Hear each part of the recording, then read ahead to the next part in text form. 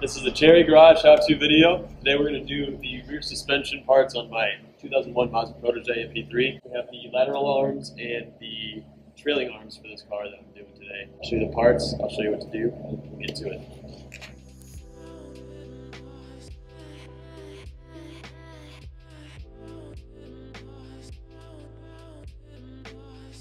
So I ordered my parts from Rock Auto. This is the trailing arm, and then we have the lateral arms. You're doing them all, you'll need 4 of them. I ordered 2, I'm going to order 2 later on, and they're just going to be, they're about the same, installing both of them. So, one lateral. Right now my trailing arms are pretty shot, especially on my passenger side. It's clunky. The bigger bolt side, bigger hole, goes in the rear or on the wheel hub, and this attaches to the body frame. But we'll check it. Here's a quick location of where these parts are. This is the driver's side rear. This is one of the laterals, and this is the other lateral. Both connect to the wheel hub, and then this one that runs parallel with the vehicle is the trailing arm, and it connects to the body right up in here. So as you can see, the brake line, or this is the e-brake, attaches to the trailing arm. So we'll get to it. Alright, so the first step we're going to have to do is simply take off the wheel.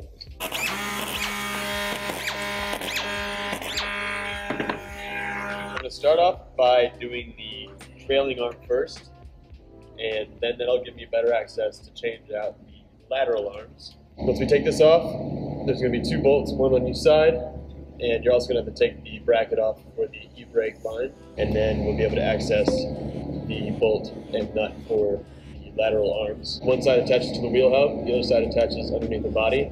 The side that attaches to the wheel hub has one long bolt going through them both, so you have to take that bolt out entirely. This is the driver's side. And there's this bolt right here, goes straight through the entire thing with a nut on the right side of it.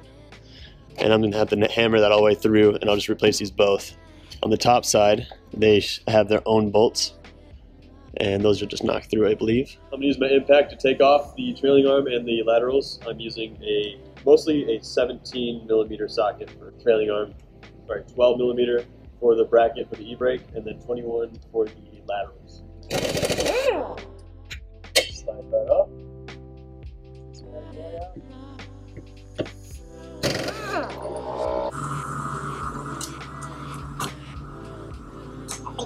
So I was unable to get the impact gun in there, so I went ahead with my ratcheting wrench, box end wrench on the head of the bolt that goes through, and I just used my leg. This is like the correct technique to do this. Just grab your lateral, just push it with your leg, and just start loosening it on up. Eventually, you'll have it on out of there. I just got the bolt out. You don't have to put anything on the other side because that nut's welded to the body, so you just have to work on this from the inside, and then it should just fall right on through.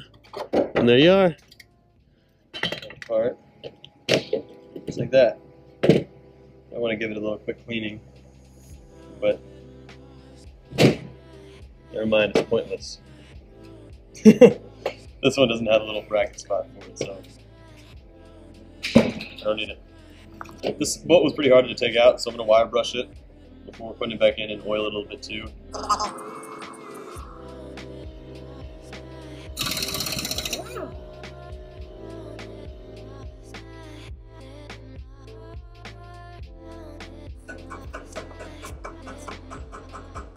In order to get this bolt out of the lateral arm, you need to either remove the gas tank or lower the subframe.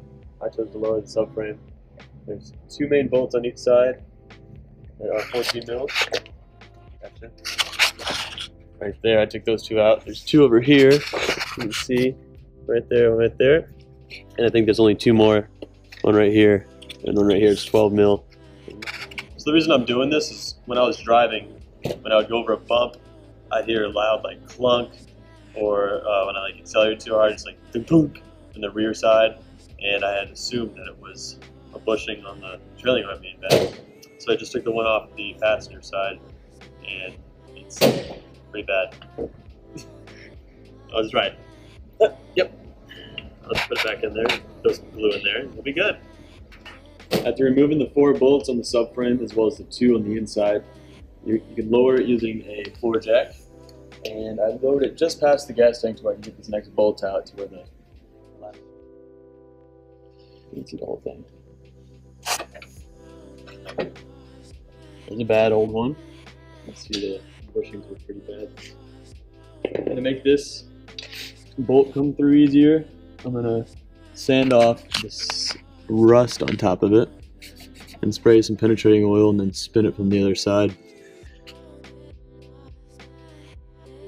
Before installing the trailing arm, it's a good idea to sand the pin that this part slides onto. Front side of the car first, and then bring it back to mount and slide onto this. Once you get the front connected and threaded through, you can go ahead and put the e-brake line on. Just got to pull it a little bit, and line it up.